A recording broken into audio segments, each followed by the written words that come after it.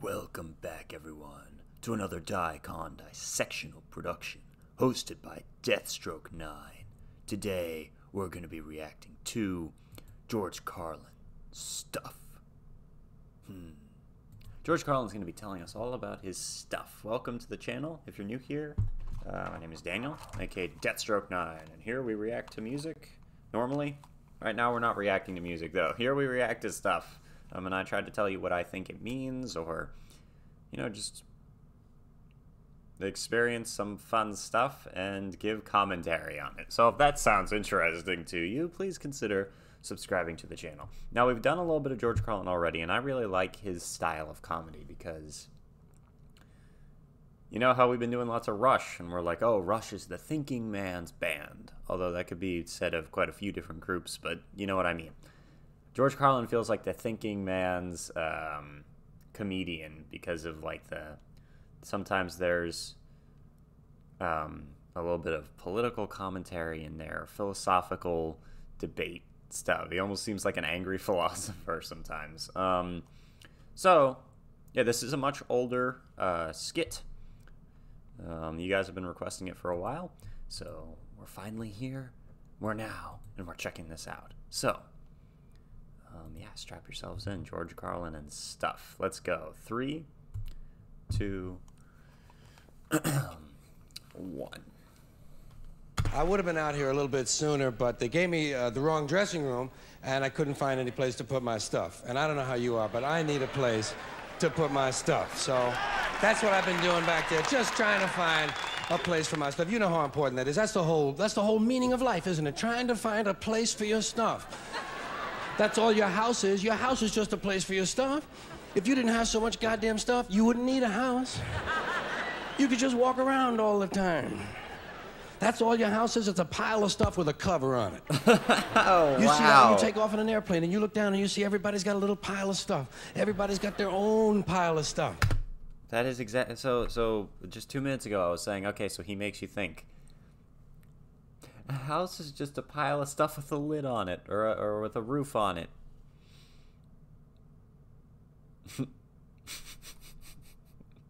Everyone's got a pile of stuff. That is hilarious. Wow. Just the mental image or the thought that that's all life is collecting piles of stuff. And that's really funny too, because that's kind of true. I guess it's the materialistic side of stuff, right? It's like, look at me. I need guitar strings. I'm getting, guitar strings. Look at me. Headphones and a new computer. And I got to put all this stuff places and, Wow. And it was a great way that he tied it into, he tied the skit into a very normal conversational tone. That makes it almost funnier how he started with, sorry, I'm late, but I was trying to figure out where to put my stuff. Isn't that what life is? Yeah. Anyway, all right, I'll shut up. Let's keep going. An airplane, and you look down and you see everybody's got a little pile of stuff. Everybody's got their own pile of stuff. And when you leave your stuff, you got to lock it up. Wouldn't want somebody to come by and take some of your stuff. They always take the good stuff. They don't bother with that crap you're saving. Ain't nobody interested in your 4th grade arithmetic papers. They're looking for the good stuff. That's all your house is. It's a place to keep your stuff while you go out and get more stuff. Now, sometimes you've got to move. You got to get a bigger house. Why? Too much stuff. You've got to move all your stuff. And maybe put some of your stuff in storage. Now imagine that. There's a whole industry based on keeping an eye on your stuff. Interesting. Enough about your stuff. Let's talk about other people's stuff. What? Did you ever notice when you go to somebody else's house, you never quite feel 100% at home? You know why? No room for your stuff. Somebody else's stuff is all over the place. And what awful stuff it is. Where did they get this stuff? And if you have to stay overnight at someone's house, unexpectedly, and they give you a little room to sleep in that they don't use that often, someone died in it 11 years ago, and they haven't moved any of his stuff.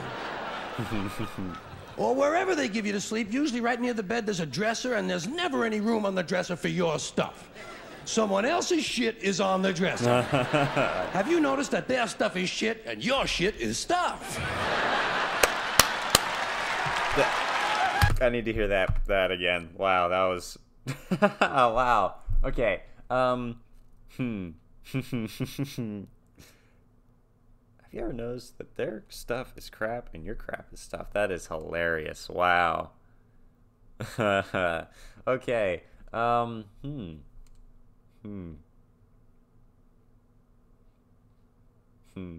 What about when you have to move because you have a larger family or something like that?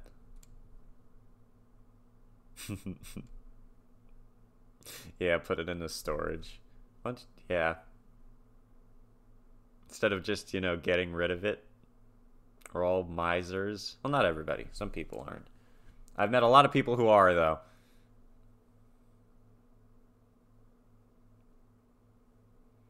Alright. I probably am one. Am I? I used to be more of a miser. Not a miser, but I used to be more of a hoarder. Someone who tried to keep everything. Now, what I hoard is my papers with my random scribblings and my books. I've thrown out a lot of other stuff. You know why? Because I didn't care about that stuff anymore. I needed new stuff. This is hilarious. Someone else's shit is on the dresser. Have you noticed that their stuff is shit and your shit is stuff? His facial expressions are perfect. I love it. Get that off of there. Now, sometimes you go on vacation, you gotta bring some of your stuff with you. You can't bring all your stuff. Just the stuff you really like. The stuff that fits you well that month.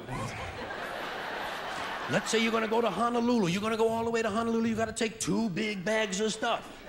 Plus your carry-on stuff, plus the stuff in your pockets. You get all the way to Honolulu and you get in your hotel room and you start to put away your stuff. That's the first thing you do in a hotel room is put away your stuff. I'll put some stuff in here, put some stuff down there. Here's another place for some stuff here. I'll put some stuff over there. You put your stuff over there. I'm putting my stuff over here. Here's another place for some stuff. Hey, we got more places than we've got stuff. We're gonna have to buy more stuff. All right. Sorry I paused it again so quick. I just want to mention sorry about the notification. Whatever it was that just happened. It might have been Facebook again. That happened in a recent video. Whoops. I need to mute it. I'm going to mute the tab. Sorry about that. And, yeah, that's very interesting. Like when people say, oh, we're cleaning up, right? What are you doing? You're taking stuff from one place and putting it into another place. A lot of time in a more compact place. So is clean... when it doesn't have to do with, you know, like germs and bacteria and actually harmful waste product. Any other form of clean is just kind of a perception, an aesthetic, something that one person might find one way is something another person might find another way. You know, like, you know, like when, you, as a child, cleaned your room, and then your parent comes in, and they're like, this room isn't clean. You're like, well, it looks clean to me. That's not a very good example, but feels like one George Carlin would make, so I'm going to say it. Okay, sorry. Yeah, sorry for I keep pausing it. We're going to have to buy more stuff. That's hilarious. That's why there's so many compartments. They want you to buy stuff. The PTD. And you put all your stuff away, and you know that you're thousands of miles from home, and you don't quite feel at ease, but you know that you must be okay because you do have some of your stuff with you. And you relax in Honolulu on that basis. That's when your friend from Maui calls and says, hey, why don't you come over to Maui for the weekend? Spend a couple of nights over here. Oh, shit, no. Now what stuff do you bring? Right, you've got to bring an even smaller version of your stuff. Oh, no. Just enough stuff for a weekend on Maui. And you get over, and you're really spread out now. You've got shit all over the world. You've got stuff at home, stuff in storage, stuff in Honolulu, stuff in Maui, stuff in your pockets. Supply lines are getting longer and harder to maintain. But you get over to your friend's house in Maui and they give you a little place to sleep and there's a little window ledge or some kind of a small shelf and there's not much room on it, but it's okay because you don't have much stuff now. And you put what stuff you do have up there. You put your imported French toenail clippers, your odor readers with the 45-day guarantee, your cinnamon-flavored dental floss, and your Afrin 12-hour decongestant nasal spray. And even though you're a long way from home, you know that you must be okay because you do have your Afrin 12-hour decongestant nasal spray. And you relax in Maui on that basis. That's when your friend says, hey, I think tonight we'll go over the other side of the island and stay at my friend's house overnight. Oh, shit, no. No! What do you bring? Yourself. Now you just bring the things you know you're gonna need. Money, keys, comb, wallet, lighter, hanky, pen, cigarettes, contraceptives, Vaseline, whips, chains, whistles, dildos, and a book.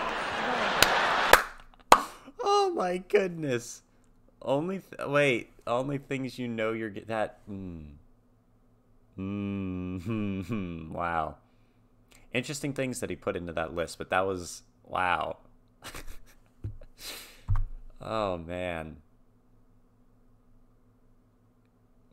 Wow, that's hilarious. Wow. Okay. What are the comments under this? It's weird seeing him not dressed all in black. Okay. Great comedians always have a strong level of truth to their jokes. I like the part where he talks about stuff. Rest in peace, George Carlin. He's down there screaming up at us. Okay. Stuff doesn't even sound like a word anymore. The sad reality of consumer culture. Materialism in a nutshell. You never knew what you had until it's gone. And I wanted to know what I had. So I got rid of everything. Stephen Wright. What are you going to talk to the crowd about today, George? Stuff. Jerry Seinfeld made an entire career out of this bit from Carlin. Stand-up comedy makes me smarter. Vaseline, whips, chains, whistles, Steely Dan's, and a book. Best vacation ever. This is going to be the new nickname for this word right here.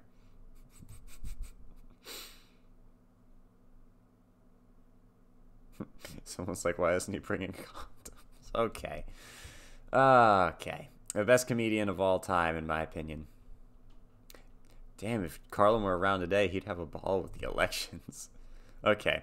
So first of all, hilarious. Thank you guys for recommending that. That one was really good. And it wasn't super like politically driven. Instead it was driven toward materialism, which I think has probably always been around and is a little more universal and probably a little less divisive than some of the other topics that he's covered. So hilarious. Loved it.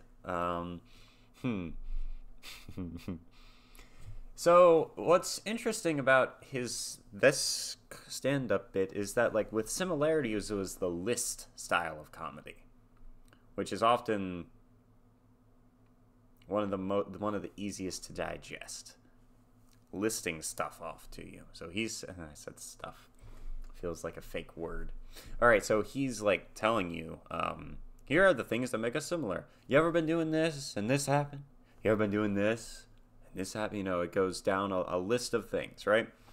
In this one, it started as a bit of a, he put so many together. There were a few areas where it felt like a list form of comedy. This is my made-up words for this stuff, by the way.